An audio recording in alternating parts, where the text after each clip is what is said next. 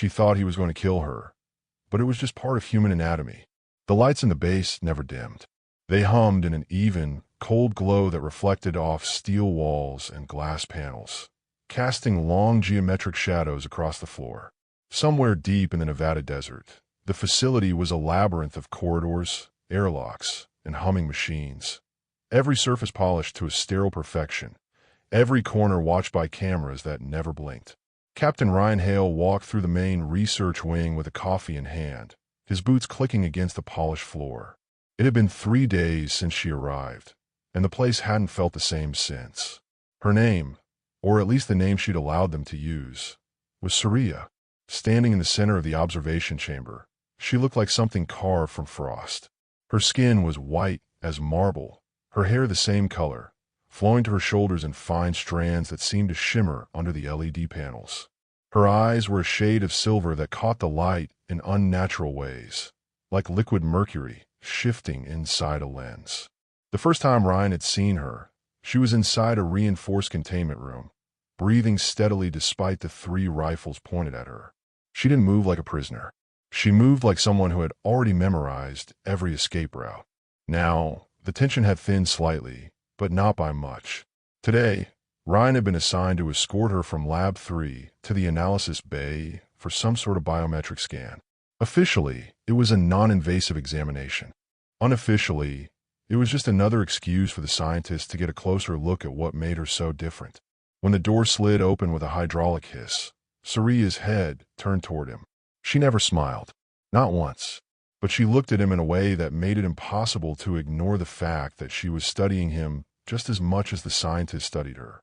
"Follow me," Ryan said, his tone neutral. She tilted her head slightly, then stepped forward. Her bare feet made no sound on the smooth floor, but he could hear the faint whisper of her hair brushing against her suit, a thin, silver-toned material that clung to her frame like it had been grown there. They walked in silence until they reached a narrow section of the corridor where a maintenance bot was parked, blocking part of the path. Ryan shifted sideways to let her pass. That's when it happened. Her gaze dropped. He saw her eyes widen for the first time since she'd been here. Wide, bright, and sharp with instinctive alarm. In a single motion, she stepped back, her posture changing from calm to defensive, shoulders squared, muscles tensing beneath her strange fabric. "You're armed," she said. Not a question, an accusation. Ryan blinked. "What?" She pointed downward, her silver eyes locked on his waist. It took him a second to realize what she meant, and then it hit him like a punch to the gut. She wasn't looking at a weapon. She was looking at him. "Oh, for no," Ryan said quickly, raising his hands. It's not a gun." Her eyes narrowed. "You lied to protect your advantage." "I know. I'm not lying. That's just part of me." She didn't move. The tension between them was electric, the sterile air of the corridor suddenly thick with an unspoken standoff. Ryan realized then that she had no concept of human anatomy beyond what little she'd seen here. And whatever species she came from, that particular feature didn't exist. He tried to think of a way to explain it that didn't sound like some bizarre joke. "It's biological," he said finally, his voice low, calm. "Not a weapon. Not dangerous. Just human." Saria's gaze lingered, scanning him like a machine processing an anomaly. Slowly, her posture eased, but only slightly. "You carry strange tools in your flesh," she murmured, almost to herself. "Your kind is inefficiently designed." Ryan couldn't help it. He laughed. It was the first time she'd ever seen him smile, and her expression shifted again, just enough to suggest she found his reaction unexpected. They resumed walking, but the air between them had changed. Her steps were slower now, her head turned slightly toward him, as if she was reassessing every detail she'd observed so far. When they entered the analysis bay, the room came alive with the hum of scanners and holographic displays. Technicians moved around in white coats, speaking in low voices as panels lit up with their biometric data. But Ryan couldn't stop thinking about that moment in the corridor, the flash of instinct, the pure misunderstanding, and the strange, almost fragile way it had dissolved. As Saria stepped into the scanning platform, the lights around her casting long white beams through the haze of sterilized air, Ryan realized something unexpected. The alien who had been impossible to read had finally shown him a glimpse of unfiltered emotion. And for some reason, he couldn't stop wondering what else he could make her feel. The hum of the scanners faded as the technicians powered down the system. Lines of light that had been crawling over Saria's body disappeared, leaving her once again in the soft shadow of the analysis bay. Data collected, a technician announced. "You can take her back, Captain." Ryan gave a small nod, then gestured toward the exit. Saria stepped down from the platform with that same silent grace, but her silver eyes flicked toward him, sharp, assessing, as if the earlier misunderstanding still clung between them. As they walked back toward her quarters, the overhead lights flickered briefly. Ryan glanced up. The base was supposed to have redundant power systems. Flickers meant one of two things. Either maintenance was sloppy today, or something was interfering with the grid. Power fluctuation detected. A synthetic voice chimed through the intercom. "Stand by for diagnostic scan." Saria stopped walking, her gaze traveling over the ceiling like she could see through the metal and wiring. "This facility is vulnerable." Ryan arched a brow. "It's secure. Trust me."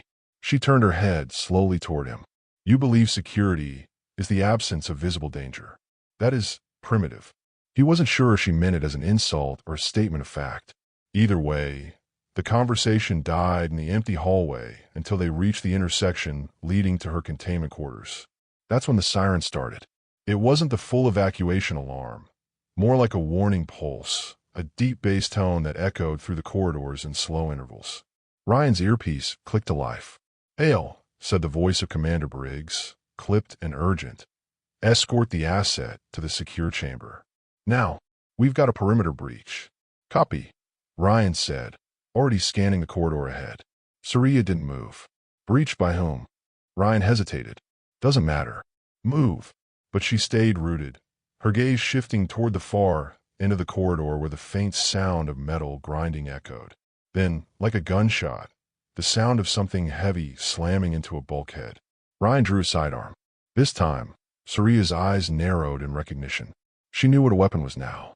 "Stay behind me," he said, moving forward cautiously. Her lips curved slightly. Not quite a smile, but something close. "Your anatomy is not your only defense, then." "Not the time for jokes," he muttered, advancing. They rounded the corner, and the world seemed to tilt.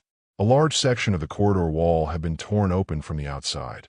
Through the jagged gap, a rush of cold desert night air blasted in, carrying the scent of sand and ozone. Standing inside the breach were three figures, tall, armored, their movements unnervingly precise. Ryan recognized the armor. Not human. Definitely not friendly. Saria's entire body shifted in a heartbeat. 1 second she was still. The next she was a blade, posture angled, muscles tense, eyes glowing faintly in the dim light. Ryan had never seen her look dangerous until now. The intruders stepped forward in unison. Ryan leveled his pistol. "Stop right there." One of them tilted its head, like it didn't understand or didn't care. Then it spoke in a low, distorted tone. "Return her to us, human, and you may live." Saria didn't wait for Ryan's response. In a blur of movement, she stepped in front of him, not behind. "Your quarrel is with me," she said in their language, her voice cold enough to frost steel. Ryan had no idea what she'd said, but the reaction was immediate. The intruders shifted into attack stance. "Saria," he began. "Do not interfere," she cut him off, never taking her eyes off them. But Ryan was already calculating distances, angles, and the fact that 3 hostile contacts were standing between them and every safe point in the base. No way was he letting her take them on alone. Not in his base, not under his watch. The first intruder lunged. Ryan fired. The shot hit center mass, but instead of dropping, the thing staggered back a step before charging again. Its armor wasn't standard plating. The bullet had barely made a dent. In the chaos that followed, Ryan barely registered Saria's movements.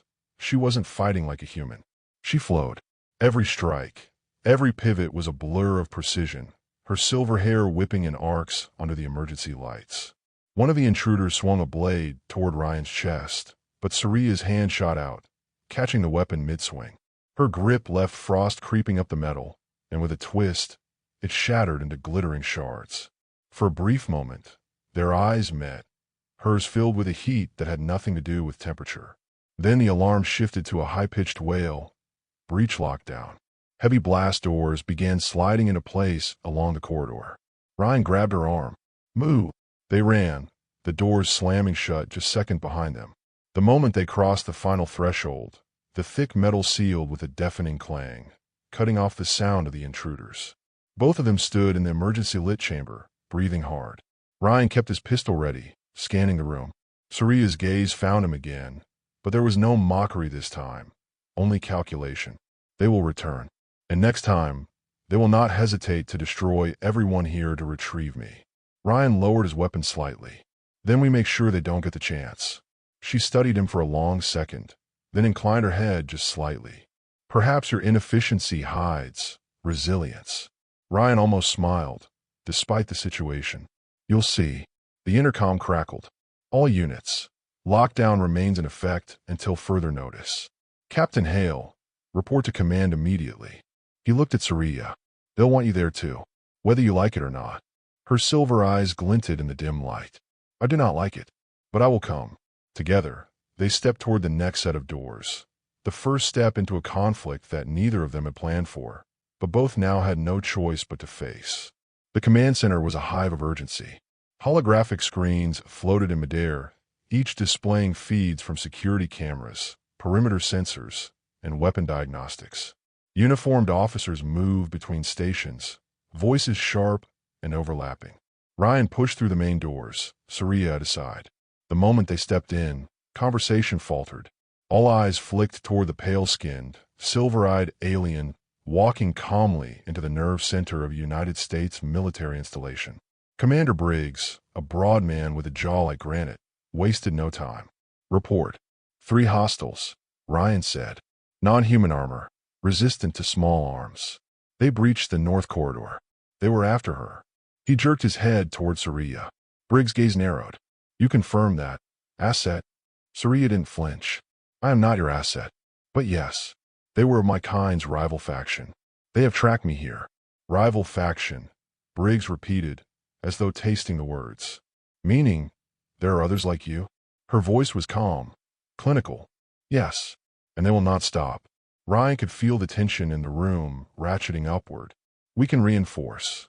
No, Saria cut in. They will adapt. The next breach will not be at your perimeter. It will be from within. That landed like a lead weight. Briggs' eyes flicked toward Ryan, then back to her. Explain. They are already inside your networks, she said. Your security systems, your life support controls. They will make you turn on yourselves. Ryan felt a cold spike down his spine. Cyber warfare wasn't new. But this wasn't some hacker in a basement. This was a species that had crossed light years to get here. Briggs straightened. Then we lock her down. Full isolation. No comms, no access points. That's when Ryan spoke up, surprising even himself. That's not going to stop them. They came for her. If we cage her, they'll tear the cage apart. Briggs shone a glare. You got a better idea, Captain. Ryan's gaze shifted to Saria. We let her help us fight back. The command center went silent. A few officers exchanged incredulous looks. Briggs slammed a palm on the console. Absolutely not. She's not cleared.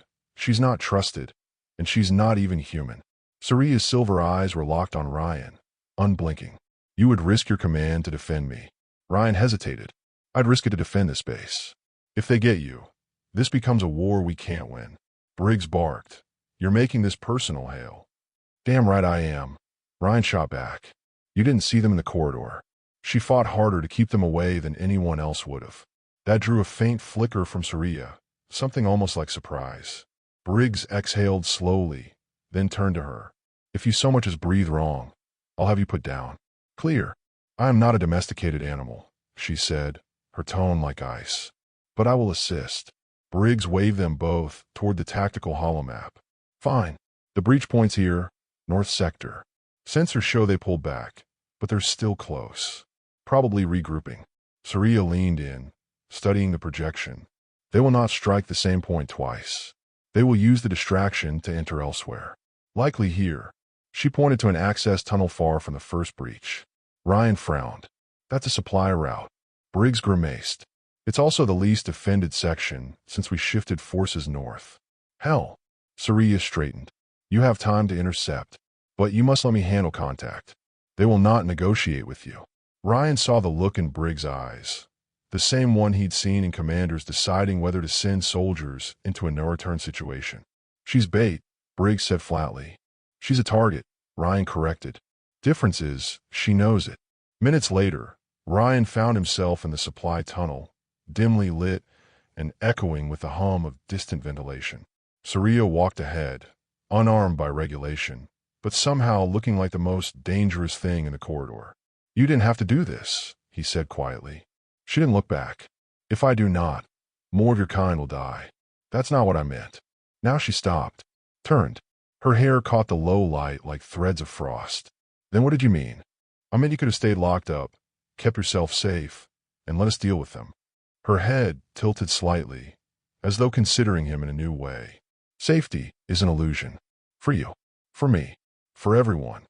Before he could respond, her eyes sharpened. They are here.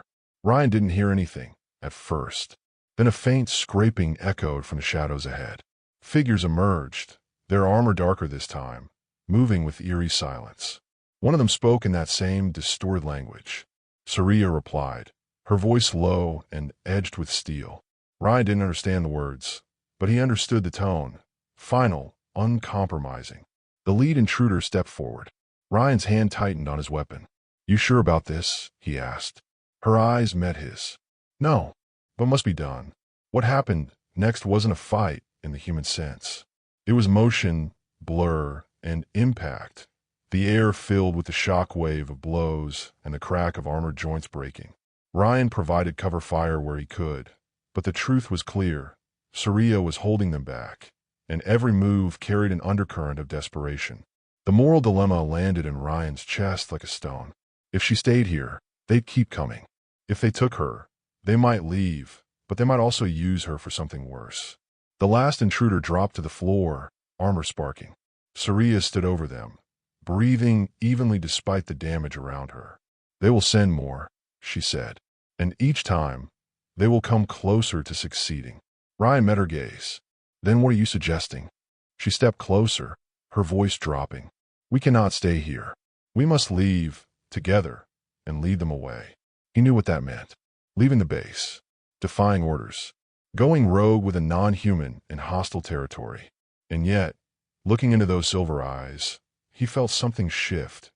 Not just the weight of duty, but the pull of something far more dangerous. The supply tunnel still smelled faintly of scorched metal and ozone from the skirmish. Ryan stood over the downed intruders, his pistol still warm in his hand.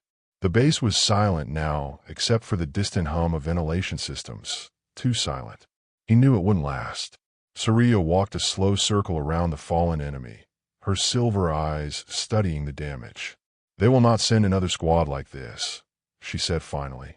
The next will be larger, stronger, faster. Ryan holstered his weapon. Then we prepare for them. No, she said, her gaze locking on his. We do not wait for them to choose the battlefield. We make the choice for them. He knew what she was suggesting before she even said it. You're talking about leaving the base, Ryan said. Yes, she replied. We draw them away from your people, away from your home, and straight to you. She stepped closer. And you know they will pursue me. Alone, my chances are minimal. With you, she let the sentence hang, heavy in the air. Ryan shook his head. You're asking me to go rogue, to defy Briggs, to walk out into a desert with an alien target on my back. Yes, she said again, simply. The intercom crackled to life, Briggs' voice sharp as glass. Captain Hale, report to command immediately, and bring the asset. Ryan's stomach tightened. He knew what Briggs was going to say. Lockdown, isolation, full military control. No movement without clearance. And that would be the end of Surya's freedom. The end of any chance they had to control the situation themselves. Surya must have read it on his face. If we stay, she said softly, this place will become a graveyard. For a moment, neither spoke. The hum of the lights seemed to grow louder, the air thicker. Finally, Ryan made the call. All right, we move, but we do it smart. They didn't have much time. Security cameras tracked every hallway, every airlock, every exit point. But Ryan knew the base's blind spots, narrow service shafts, forgotten maintenance corridors from the original construction phase, the kind most personnel didn't even know existed. The plan was quick and desperate. Surya shed her silver-toned suit for a spare set of human fatigues, far too big on her.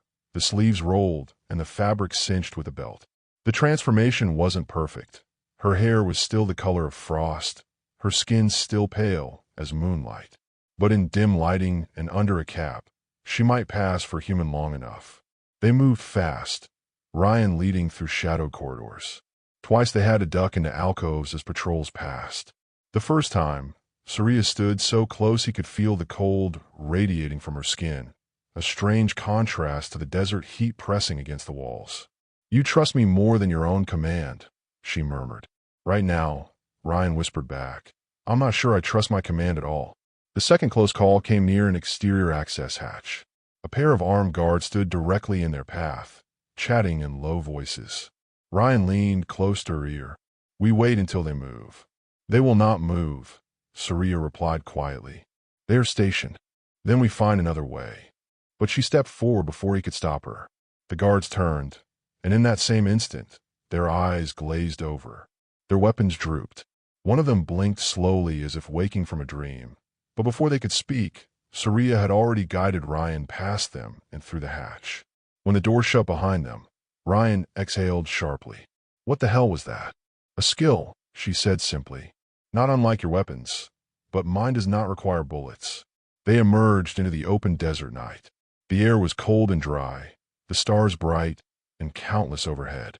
In the distance, the base glowed like a stranded starship, isolated in the black expanse. Ryan keyed in a code on a concealed panel, releasing a parked recon vehicle from its lock. The engine purred to life, quiet but strong. They climbed inside, and for the first time since this began, Ryan felt the reality of it hit. He had just abandoned his post, defected with an alien in tow, and was heading into a pursuit he might not survive. "Coordinates?" he asked. Surya stared ahead, her expression unreadable. "West, toward the mountains. There are places even my enemies will hesitate to follow." The recon vehicle tore across the desert, tires kicking up plumes of dust under the starlight. Behind them, the base was shrinking to a distant glow, and Ryan wondered if he'd just made the biggest mistake of his life. 2 hours into the drive, the comms unit crackled. Briggs' voice, furious. "Hale, this is your last warning. Turn back. Now." Ryan switched it off without a word. "You will not be able to return," Surya said quietly.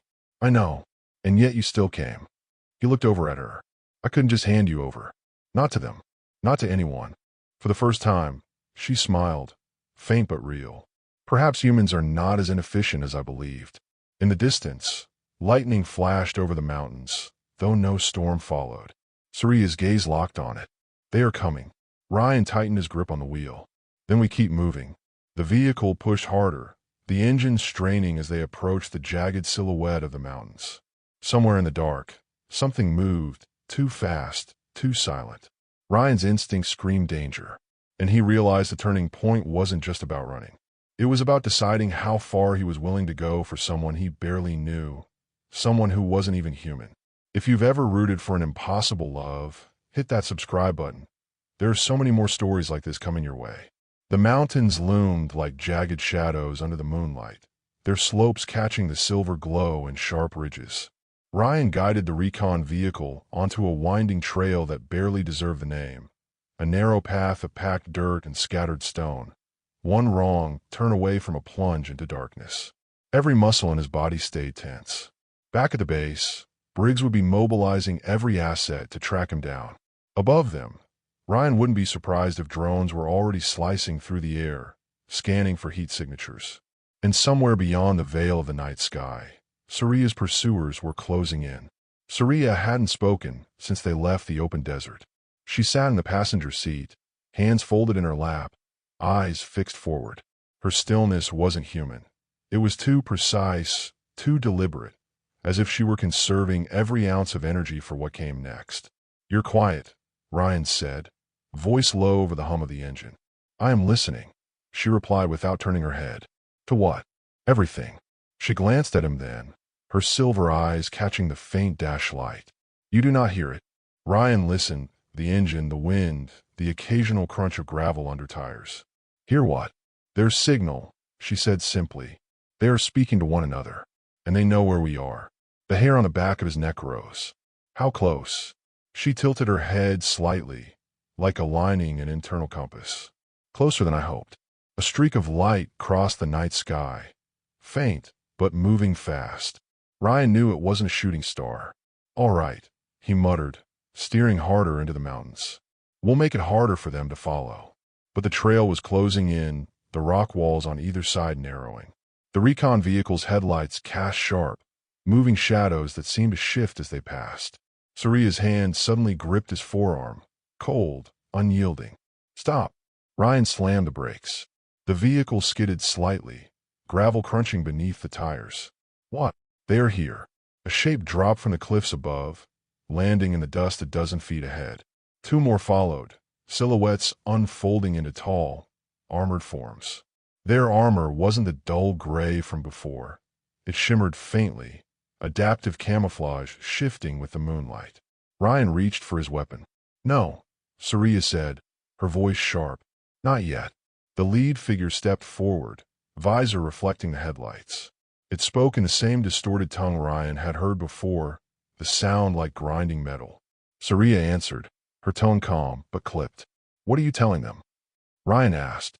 That you are of no concern, she said without looking at him. That they should take me and leave you. Ryan blinked. Excuse me. She turned her head, her voice dropping to a whisper meant only for him. If they believe you are not important, they will not kill you.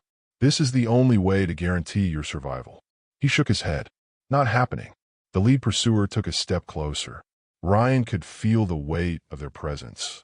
Not just physical, but something else like the air itself was bending around them. Saria's silver eyes narrowed. They did not accept my terms. That's when the first shot came. Not from Ryan, but from the intruders. A blast of searing energy slammed into the hood of the recon vehicle, throwing sparks into the air. Ryan ducked instinctively. Guess that's my cue, he said, drawing his pistol and firing at the nearest figure. The shot hit squarely, and once again the armor absorbed most of the impact, but it staggered them. Saria moved like frost on glass, fast and precise. She closed the distance to the lead attacker in seconds, her movements a blur under the headlights. Ryan covered her flank, firing at the second pursuer as it tried to circle. The third one leapt onto the roof of the recon vehicle. Ryan twisted and fired upward. The shot ricocheted off the armor with a metallic shriek. The intruder reached down, claws gripping the edge of the windshield, but before it could pull itself inside, Saria slammed into it from the side. They tumbled into the dirt in a flurry of limbs and metallic shatter. Ryan kicked the engine back to life. Saria, let's go. She disengaged with a twist and a shove, sprinting back to the passenger side. As soon as she was inside, Ryan gunned the vehicle forward, the tires spitting gravel and spray. The armored figures faded in the rear view, but he knew it was temporary. They will regroup, Saria said, her breathing, even despite the fight. Yeah, I figured, Ryan muttered. The trail widened as they climbed higher into the mountains. The stars overhead grew sharper, the air colder. For the first time, Ryan noticed his own pulse slowing, just slightly. But Saria wasn't relaxing. Her gaze stayed fixed on the darkness ahead. Your people will not forgive you for this, she said. I know, Ryan answered. And yet you still chose it. Yeah. She studied him for a moment. What? He hesitated. Because someone had to. They drove in silence after that, winding deeper into the mountains until they reached a narrow pass. Ryan killed the headlights and let the vehicle idle, hidden in the shadow of the cliffs. Here, Saria said, pointing to a dark opening in the rock face. Inside, the cave swallowed the recon vehicle whole. Once they were deep enough, Ryan shut down the engine completely. The silence was absolute, broken only by the faint drip of water somewhere in the dark. Saria stepped out and moved toward the cave's mouth, her silver hair almost glowing in the darkness. They will search here soon, she said. But this will give us a few hours. Ryan leaned against the vehicle, exhaustion settling into his bones. Hours for what? She turned to face him. to decide whether we keep running or whether we turn and fight. And in her eyes, Ryan saw it.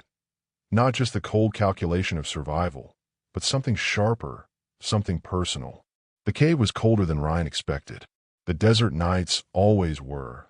But here, surrounded by stone and shadow, the temperature felt almost alien in its stillness. The flickering beam of his flashlight swept across uneven walls, catching flecks of quartz and the faint shimmer of mineral veins that glowed faintly under the light. Surya stood near the entrance, framed by the moonlight spilling through the jagged opening. Her posture was rigid, but Ryan could tell she wasn't just standing guard. She was listening again, that same uncanny stillness she'd shown in the recon vehicle. Any sign of them? Ryan asked quietly. Not yet, she said without turning. But they will come. They are patient hunters. Ryan set his rifle on the hood of the recon vehicle and began checking his gear. Then we make sure we're ready when they do. Surya's gaze shifted toward him. Your weapons will not stop them. Maybe not, Ryan admitted, but slowing them down is still worth something. She stepped further inside, her boots crunching lightly on the gravel floor. You persist in fighting even when defeat seems certain. Why? He looked up from his gear. Because the only fight you're guaranteed to lose is the one you don't take. Her head tilted slightly, as if the thought was new to her. Your people live with such contradictions. You claim efficiency is valued, yet you embrace waste of time, of energy, of life. Ryan smirked. We call that hope. For a moment, her expression softened, the faintest crack in her otherwise impenetrable composure. Then she turned her attention to the back of the cave, where the shadows pooled thick and deep. There is a passage here, she said. It leads higher into the mountain. We could use it to vanish. Or, Ryan said, we use it to set a trap. Her silver eyes caught the beam of his flashlight, glinting like steel in water. You would risk staying here. If we keep running, they'll keep chasing. We need to make them bleed for it. Surya studied him in silence, then nodded once. Very well. But if we do this, you follow my lead when they arrive. Ryan gave a short laugh. Deal. They worked together in quiet efficiency. Ryan set up the few explosive charges he had left along the narrowest points of the cave, positioning them to bring down sections of rock. Surya moved with the predator's awareness, marking the points where she could use her speed and strength to funnel their attackers. At one point, Ryan caught her watching him as he worked. What? He asked. You move differently than the others in your command, she said. Less rigid, less bound by protocol. Some would call that reckless. And yet, here we are. They shared a brief, silent moment, one that felt heavier than words. Then Surya looked away, crouching near the cave wall to trace a symbol into the dust. Ryan didn't recognize it, but it had a deliberate symmetry, almost like a ward or a map. What's that? A marker, she said. For my enemies. If they see it, they will know I expect them. Ryan raised a brow. You're taunting them. Her lips curved slightly. Your kind calls it psychological warfare. Hours passed in a tense rhythm of preparation and silence. Ryan rationed what little water they had left, dividing it between them. At first, Surya accepted it without comment, but after the third time, she asked, Why give me half? You require more hydration than I do. Because that's what partners do, Ryan said simply. Partners, she repeated, as if testing the word on her tongue. An unfamiliar concept between my kind and yours. Then maybe it's time we change that. The sound came just before dawn, a faint vibration through the stone, like distant thunder trapped underground. Surya's head snapped toward the cave entrance. They are near. Ryan rose, shouldering his rifle. How many? More than before. Less than an army. Enough to kill us if we are careless. He moved to his position behind a rock outcrop, every muscle primed. Surya remained standing in the open, her posture relaxed but her eyes burning with cold focus. You don't have to do this, Ryan said quietly. Yes, she replied. I do. For a moment, the cave felt utterly still, the kind of stillness that comes just before a storm. Then, faintly at first, the sound of armored boots striking stone reached them. The shimmer of adaptive camouflage flickered in the half-light. Ryan's heart pounded. He glanced at Surya, and in that instant, something passed between them. Not trust exactly, but a mutual acknowledgement. They were in this together, no matter how it ended. By the time the first intruder stepped into the trap zone, Ryan's finger was already on the detonator. The first of the armored pursuers stepped into the kill zone. Tall, angular, their armor glinting with an iridescent sheen that made them blend almost perfectly into the cavern walls. Ryan didn't wait for a second target. His thumb pressed down on the detonator. The charges went off in a bone-shaking roar. Stone screamed as massive slabs tore free from the ceiling, crashing down in a blizzard of dust and debris. The shockwave slammed into Ryan's chest like a hammer, knocking the breath out of him. Saria moved the instant the explosion began, her white hair streaming in the dusty air like a comet's tail.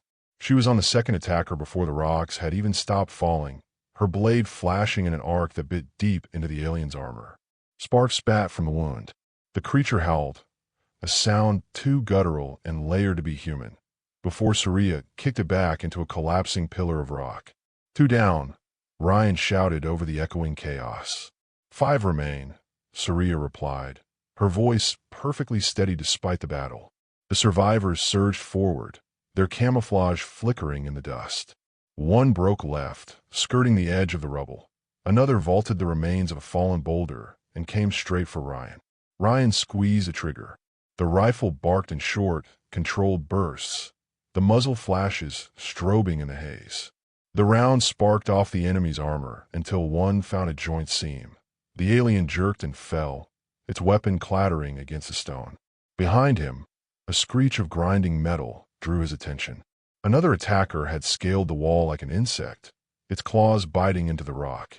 It launched itself toward Ryan's back, but Saria was already there. She intercepted it mid-leap, her body twisting in a motion both beautiful and terrifying. Her blade punched up under its chin, through armor, and into whatever served as a brain. She shoved the corpse aside without ceremony. Ryan's heart slammed against his ribs. "You just saved my ass." She didn't even look at him. "Stay alive, and I'll do it again." Another detonation, smaller, but closer, shook the cave. One of Ryan's secondary charges had gone off, sealing the narrow side tunnel the attackers had been trying to flank. Now there was only one approach left. The last 3 came at once. Ryan dropped one with a clean headshot. Saria met the other 2 in a blur of movement, her blade clashing against their energy pikes, the impact sending arcs of blue light across the dust-filled air. One fainted low, then came high, catching her across the ribs. She staggered, the first time Ryan had seen her falter. Without thinking, he charged forward, slamming the butt of his rifle into the attacker's head. The alien reeled, and Saria took the opening, driving her blade through its chest. The final one didn't hesitate. It lunged for Ryan. He barely had time to raise his weapon before Saria stepped between them. The energy pike drove straight through her side, the sound wet and sharp. Ryan froze. Saria's eyes locked with his, not in pain, but in command.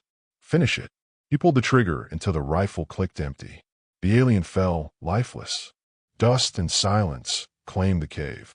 Ryan dropped to his knees beside her. Blood, silver and faintly luminous, seeped between her fingers where she held her wound. "We need to get you out of here," he said, his voice breaking. Her lips curved faintly. "And go where?" "Anywhere you want. Just stay with me." For the first time since they'd met, her expression softened into something entirely unguarded. "You fight like my kind, and you hope like yours. It is a rare combination." She swayed, and Ryan caught her, feeling the strange coolness of her skin through his gloves. Outside, the first light of dawn spilled into the cave, turning the dust into a golden haze. It felt like the world was holding its breath. Ryan tightened his grip on her, refusing to let go. "We're not done. Not yet." Her silver eyes closed for just a moment, then opened again, fierce and clear. "Then help me stand." He did. Together, they limped toward the light, leaving the bodies and the dust behind. The desert stretched out before them in endless bands of gold and shadow. The rising sun burned low on the horizon, washing the jagged rocks in copper light.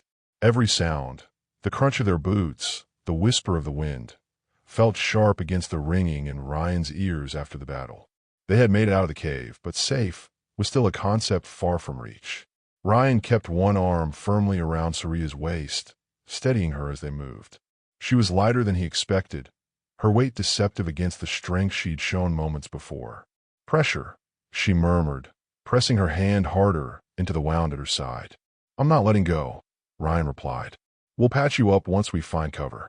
They found it a quarter-mile later, an outcropping of rock shaped like the prow of a ship, its underside eroded into a shallow alcove. Ryan helped her down against the cool stone, scanning the horizon before kneeling beside her. Hold still, he said. I'm not going anywhere, she replied, voice tinged with dry humor despite the blood still trickling between her fingers. Ryan worked quickly, stripping open a field dressing from his kit. He had no idea how her physiology might react to human medical supplies, but the bleeding was slowing, and that was enough to keep him moving. He cleaned the wound with water, applied pressure, and wrapped it in tight, overlapping layers of gauze. Saria didn't flinch, not once. Her gaze stayed fixed on him, studying his hands, his face, as if committing them to memory. You were calm, she said finally. Even now. Not inside, Ryan admitted. Inside, I'm thinking about every way this could go wrong. And yet you keep moving, because you're still breathing. Her eyes softened. Your people. You do not abandon the wounded. Not the ones we care about. Silence settled between them. Not heavy, but present, like the air before confession. I have fought beside many, Saria said quietly. None have stood as you did. Not even my own. Ryan met her gaze. Guess I'm just stubborn like that. She gave the faintest smile, then leaned back against the rock. For a long moment, they simply listened to the wind. By midday, the sun was high, and the desert heat was rising fast. Ryan rigged a makeshift shade from a torn section of thermal blanket, anchoring it between rocks to shield them from the worst of it. Saria rested in the shadow, her breathing steadier now, though the strain in her features told him the wound still burned. Why were they after you? Ryan asked, finally voicing the question that had been gnawing at him since the first ambush. Her eyes narrowed slightly. Because I left. Left what? My unit. My purpose. My people. She looked away, as if the horizon might answer for her. I could no longer follow orders that demanded the destruction of lives I did not hate. Ryan absorbed that in silence. So you ran. Yes, and they will not forgive it. He leaned back, resting his head against the rock. Then I guess they'll just have to get through me first. She turned toward him, her expression unreadable. You would stand between me and my hunters. In a heartbeat, the wind carried the scent of dust and sun-baked stone. For the first time since they'd met, her posture eased, the tension in her shoulders loosening. By evening, the sky bled into shades of crimson and violet. Ryan had set a small fire, more for comfort than heat, its glow dancing across the rock walls. Saria sat close enough for the light to catch in her white hair, making it shimmer like frost. You're quiet, Ryan said. I am considering something. Yeah? What's that? Her gaze met his. Partnership. Ryan chuckled softly. That a proposal? In my culture, such a bond is binding. It means you accept responsibility for the other's survival, no matter the cost. He didn't look away. Sounds familiar. Saria studied him for another long moment. Then perhaps you understand more than I thought. They let the conversation fade into the crackle of fire. Above them, stars began to pierce the twilight, bright and sharp against the deepening blue. Somewhere far in the distance, the night wind shifted, carrying with it the faint, almost imperceptible hum of something mechanical. Ryan's jaw tightened. They're still looking. Saria's eyes reflected the firelight. Then we keep moving. The night was colder than the day had been hot. They shared the thermal blanket, sitting shoulder to shoulder against the rock. Ryan could feel the steady rhythm of her breathing beside him, could sense the way her body leaned, not out of weakness, but in an unspoken acknowledgement of trust. For the first time since this began, Ryan allowed himself a moment to believe they might make it. But the hum in the distance was still there, and it was getting closer. The hum was no longer distant. It pulsed through the cold night air in steady intervals, growing louder, sharper, like the beating of a mechanical heart. Ryan and Saria were already moving before either said a word. She leaned on him only enough to keep her stride even.